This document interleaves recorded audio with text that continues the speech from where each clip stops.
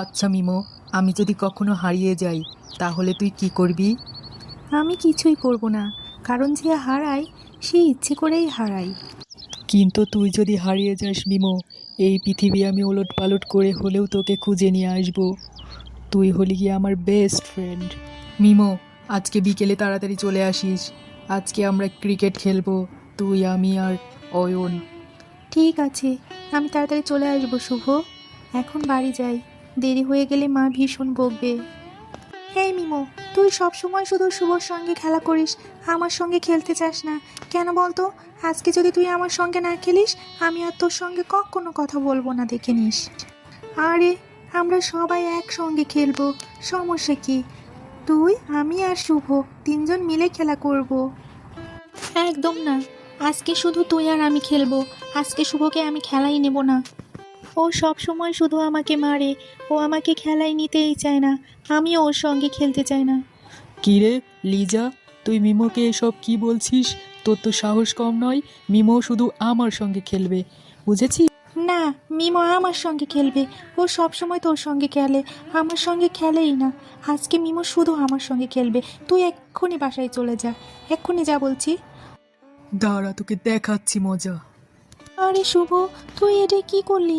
তুই লিজাকে মেরে মাথাটা ফাটিয়ে দিলি। এখন ওর বাড়ির লোককে আমি কি জবাব দিব?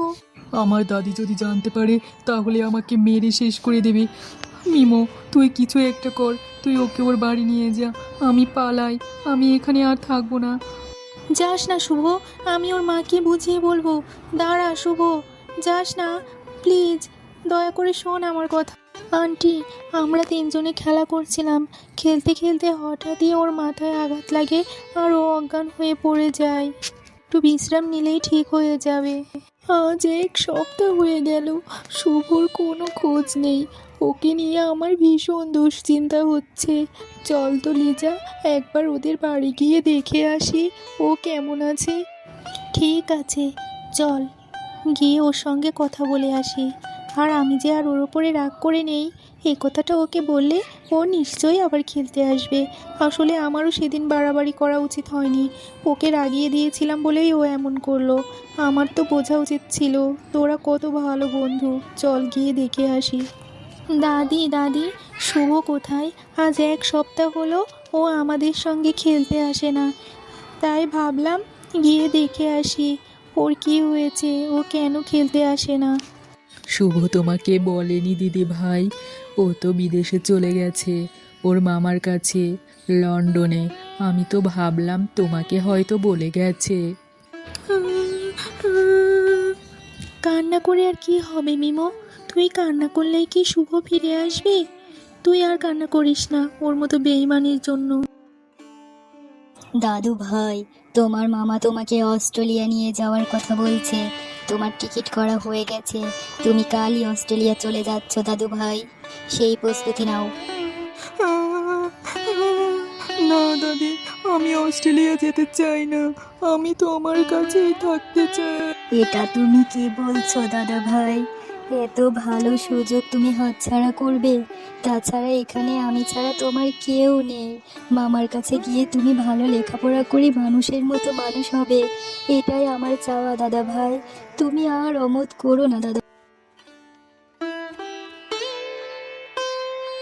এই শুভ, এত তাড়াহুড়ো করে কোথায় যাচ্ছিস তুই? লিজা, তোর সাথে দেখা হয়ে ভালোই হলো। সেদিনের জন্য তুই আমাকে ক্ষমা করে দিস। আর আমি কালকেই অস্ট্রেলিয়া চলে যাচ্ছি, তাই মিমোর সাথে দেখা করতে যাচ্ছি। কিন্তু মিমো তো বাসায় নেই, ও গতকালই ওর নানির বাড়িতে গেছে, আর 1 সপ্তাহ বাদে ফিরবে। তুই কিছু বলার থাকলে আমাকে বলতে পারিস, আমি ওকে বলে দেব। কি বলছিস? মিমো বাড়িতে নেই? তাহলে তো ওর সঙ্গে আমার আর দেখা হবে না। ঠিক আছে, আমি তোকেই বলছি, এই ফোনটা তুই রাখ, এটা মিমোকে দিবি, দিয়ে বলবি আমার সঙ্গে যেন যোগাযোগ করে, কেমন? আর হ্যাঁ, ওকে বলবি আমার জন্য অপেক্ষা করতে। আমি বড় হয়ে ঠিক ওর কাছে ফিরে আসব। ঠিক আছে শুভ, কোনো ব্যাপার না, এটা আমি মিমোকে দিয়ে দেব, আর সবটা বুঝিয়ে বলবো। তুই একদম চিন্তা করিস না, তুই যা, নিশ্চিন্তে যা, আর মন দিয়ে লেখাপড়া কর। একদিন ফিরে এসে মিমোকে অবাক করে দিবি। আর এই ফোনটাও আমি মিমোকে দিয়ে দেব, তোরা দুজনে কথা বলে নিস। এখন তুই বাড়ি যা, তোর দেরি হয়ে যাবে। এই ফোন আমি মিমুকে কখনো দেব না, আর তোর কথা তো আমি বলবোই না। তুই আমাকে মেরে মাথা ফাটিয়ে দিয়েছিলি, এর প্রতিশোধ তো আমি নিবই। এই ফোন এখন থেকে আমার কাছে। হ্যালো, আমি আয়ান বলছি। নয়ন আছে, ওকে একটু দেওয়া যাবে? সরি, এটা নয়নের নাম্বার না, এটা হলো লিজার নাম্বার। আপনি ভুল নাম্বারে ট্রায়াল করেছেন, দয়া করে সঠিক নাম্বারে কথা বলুন। ভুল নাম্বারে যখন ডায়াল করেই ফেলেছি, তাহলে একটু আপনার সঙ্গেই কথা বলা যাক।